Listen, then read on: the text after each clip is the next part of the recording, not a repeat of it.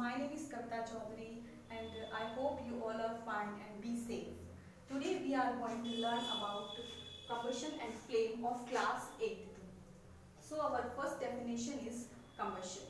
A chemical process in which a substance reacts with oxygen to give off heat is called a combustion.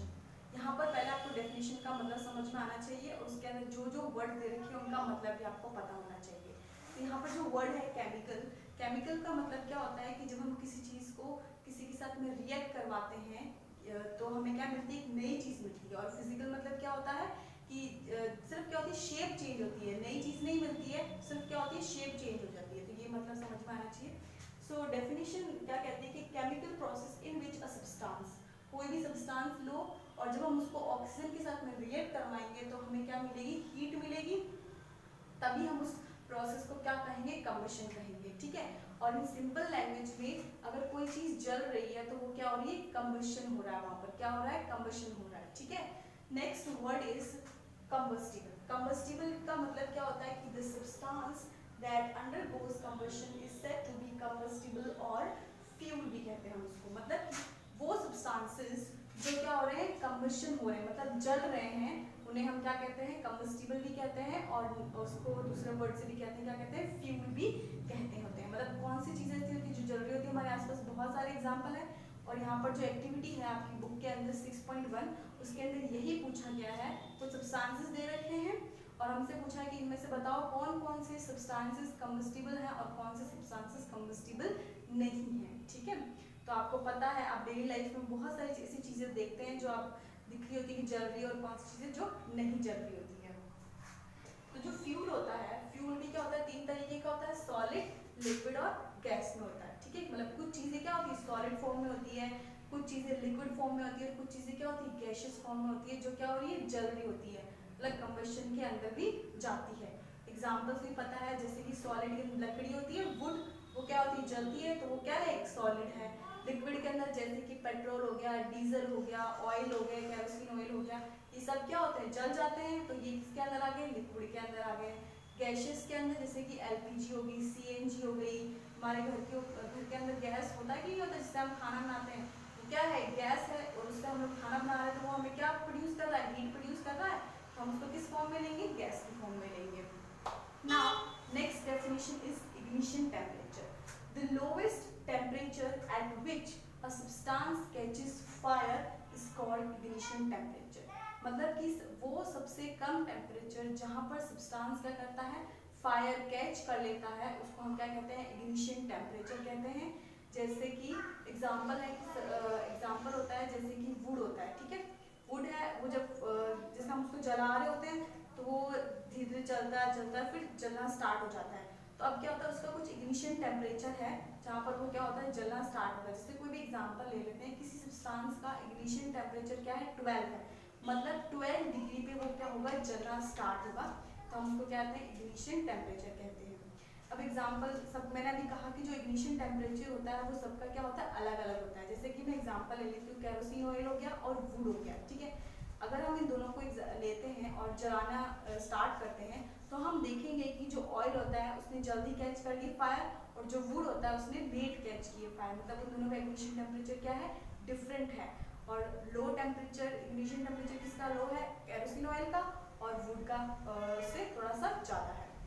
Now next definition is inflammable substance. Inflammable substance क्या है कि the substance which have very low ignition temperature and can easily catch fire with a little flame or we can say with a little glow। मतलब कि उसका पहली बात तो ये होनी चाहिए कि उसका इग्निशन टेम्परेचर क्या होना चाहिए, कम होना चाहिए।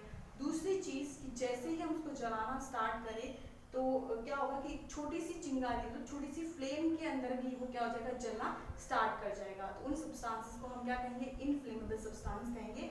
एग्जाम्पल है जैसे कि पेट्रोल हो गया, डीजल हो गया, ऑयल हो गया, एलपीजी हो गई, सीएनजी होगी, इनको बस छोटी सी चिंगारी की जरूरत है और ये क्या हो जाते हैं, जल्दी जलना स्टार्ट कर देते हैं।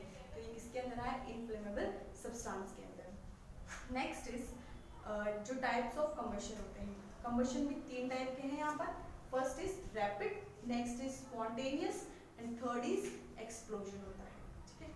तो इसके अंदर भी हम आगे पढ़ेंगे इसके अंदर। ठीक है।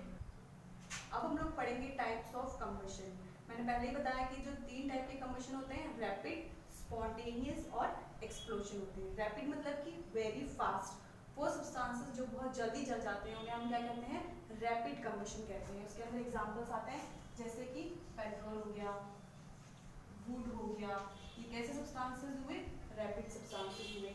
Next is spontaneous. स्पॉन्टेनियस मतलब क्या होता है, नेचुरली, उन्हें किसी चीज की जरूरत नहीं है, वो अपने आप ही नेचुरली जल जाते हैं, उन्हें क्या कहेंगे हम, स्पॉन्टेनियस कंबशन कहेंगे। उसके अंदर एग्जांपल आता है जैसे कि एशेस ऑफ कोल,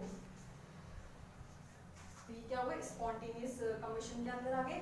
नेक्स्ट होता है एक्सप्लोजन, मतलब कि अगर वो ऐसे कंबशन जो क्या होता है, जल के एकदम फट जाते हैं, बम की तरह ब्लास्ट हो जाता है। सिंपल से एग्जांपल में लें, आपके माइंड में सिर्फ ये वर्ड सुन के ही, ब्लास्ट, एक्सप्लोजन, ये सुनते ही आ जाते हैं कि ऐसे कौन कौन से कंबशन होंगे। तो जैसे कि एलपीजी हो गया, सीएनजी हो गया, ठीक है। ये 3 टाइप के कंबशन है, कौन कौन से हैं, रैपिड, स्पॉन्टेनियस और एक्सप्लोजन आता है।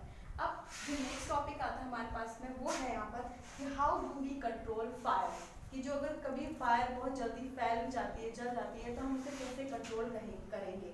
तो नॉर्मल लैंग्वेज में हम कहते हैं उसको फायर एक्सटिंग्विशर, ठीक है। जब कोई भी चीज़ कंट्रोल करते हैं फायर को, तो हम उसे क्या कहेंगे, फायर एक्सटिंग्विशर कहते हैं।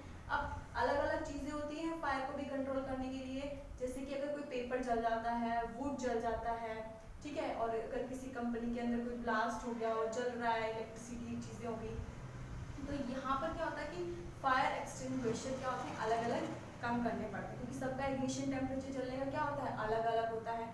जैसे कि अगर मान लो पेपर हो गया, वुड हो गया, ये चीज़ें जल रही होती है, तो हम वहाँ पर क्या कैसे कंट्रोल करते हैं फायर को, कि मान लो उसके ऊपर हमने क्या कर दिया, पानी डाल दिया, तो वहाँ पर क्या होता है, वो जलना बंद हो जाता है। लेकिन जैसे कि अगर बिल्डिंग्स में आग लग गई किसी इलेक्ट्रिसिटी की वजह से, डिफॉल्ट की वजह से, तो वहाँ हम क्या करते हैं, वहाँ पर एक अलग ही फायर एक्सटिंग्विशर लगा होता है।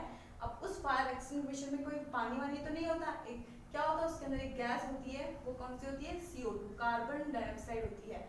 वो क्या करती है उस टाइम, कार्बन डाइऑक्साइड क्या करती है, उस फायर के अंदर ऑक्सीजन की मात्रा को कम कर देती है, जिसकी वजह से वो क्या होता है, उसका जलना थोड़ा कम हो जाता है और धीरे धीरे फिर वो अपना आप ही बंद हो जाता है। तो इसलिए ओके, द नेक्स्ट टॉपिक जो हमारा वो क्या है, फ्लेम है, ठीक है। हर किसी की फ्लेम्स क्या होती है, डिफरेंट डिफरेंट होती है। जैसे कि अगर लैम्प की देखिए, कैरोसिन ऑयल लैम्प होता है, उसके अंदर अलग तरह की फ्लेम बनती है, कैंडल फ्लेम्स अलग अलग होती है।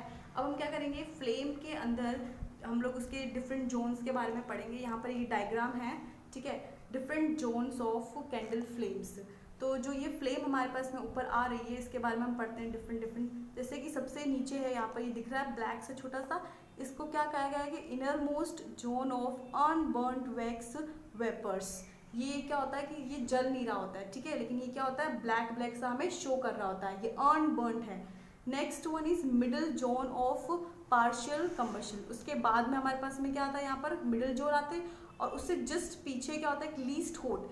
इसके just inner most zone of unburned wax के ऊपर जो ऊपर वाला पार्ट होता है, वहाँ पर सबसे कम आग होती है। अब आप देखना, जब आपको कभी आप बचपन में आपने खेल भी खेला होगा कि कैंडल फ्लेम रख रही है, आप उसमें से हाथ घुमा रहे हैं, तो अगर आप सबसे ऊपर पार्ट पे रखेंगे और सबसे नीचे वाले पार्ट्स में रखेंगे, तो आपको खुद को फील होगा कि दोनों का जो टेम्परेचर है वहाँ पर क्या है, डिफरेंस है। Next is moderately hot. Least hot के ऊपर जब आती है, वहाँ पर थोड़ी सी और उससे थोड़ा सा और उसका टेम्परेचर बढ़ जाता है। Next one is hottest part.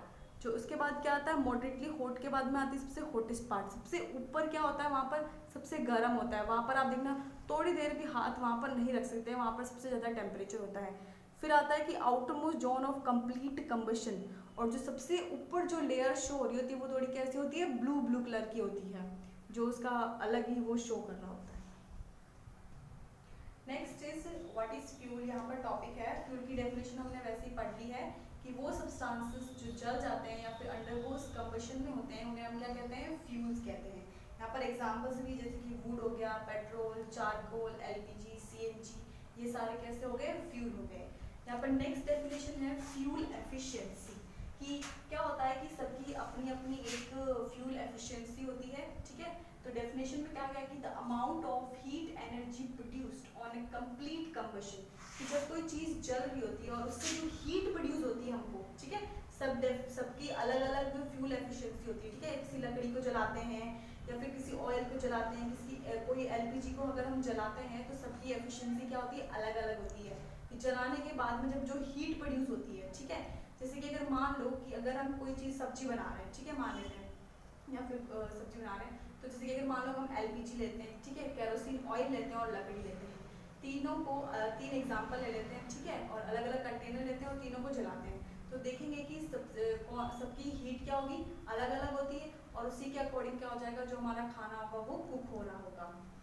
तो डेफिनेशन क्या कही है कि the amount of heat energy produce, की वो अमाउंट ऑफ हीट जो वन कंप्लीट ऑफ कंबशन के साथ में प्रोड्यूस होती है, उसको हम क्या कहते हैं, फ्यूल एफिशिएंसी, या फिर हम और उसको क्या, या फिर उसकी वैल्यू क्या कहते हैं, कैलोरीफिक वैल्यू भी कहते हैं। और उसकी यूनिट क्या होती है, किलो जूल पर केजी। क्या होती है उसकी यूनिट, किलो जूल पर केजी होती है। आपके बुक के अंदर एक calorific value of different fuels की, सब यहाँ पर बहुत सारे डिफरेंट फ्यूल्स हैं और सबकी वैल्यूज भी यहाँ पर दे रखी है। कि जैसे कि वुड हो गया, वो क्या है 7000 से 22000 की उसकी वो अमाउंट हीट क्या करता है, प्रोड्यूस करता है जब हम उसे जलाते हैं। एलपीजी हो गया, सीएनजी हो गए, ये क्या हो गए 50000, 55000, तो ये सबकी अपनी अपनी क्या होती है, फ्यूल एफिशिएंसी होती है। नेक्स्ट इज, यहाँ पर बोला है कि burning of fuel leads to harmful products. हम अपने आसपास भी देखते हैं कि जब हम फ्यूल बर्न हो रहा होता है तो हमें उसके डिसएडवांटेजेस भी हैं। अब क्या क्या डिसएडवांटेजेस हैं वो देखते हैं। बोला गया है कि first is carbon fuels like wood, coal, petroleum release unburnt carbon particles. जब हम वुड को, ऑयल को और पेट्रोलियम को जलाते हैं तो वो क्या प्रोड्यूस करते हैं, एक अनबर्न मतलब अनबर्न कार्बन पार्टिकल्स प्रोड्यूस करते हैं। और वो जो पार्टिकल्स होते हैं उससे क्या होता है कि डेंजरस पॉल्यूटेंट बाहर निकल रही होती है, और वो हमारे को बहुत सारी, उसकी वजह से हमें बहुत सारी डिजीज भी प्रोड्यूस हो जाती है, जैसे कि अस्थमा होता है, लोगों को सांस लेने में प्रॉब्लम्स होती हैं, तो ये इसकी वजह से होता है। Next is incomplete combustion of these fuels gives carbon monoxide gas. कि अगर मान लो किसी भी सब्सटेंस का कंबशन ना हुआ ही नहीं है अच्छे से, ठीक है, आधा आधा हुआ और छोड़ गया, तो उसकी वजह से कौन सी गैस प्रोड्यूस होती है, carbon monoxide gas. It is a very poisonous gas, और ये एक तरह से किस तरह का काम करती है, पॉइजनस का काम करती है।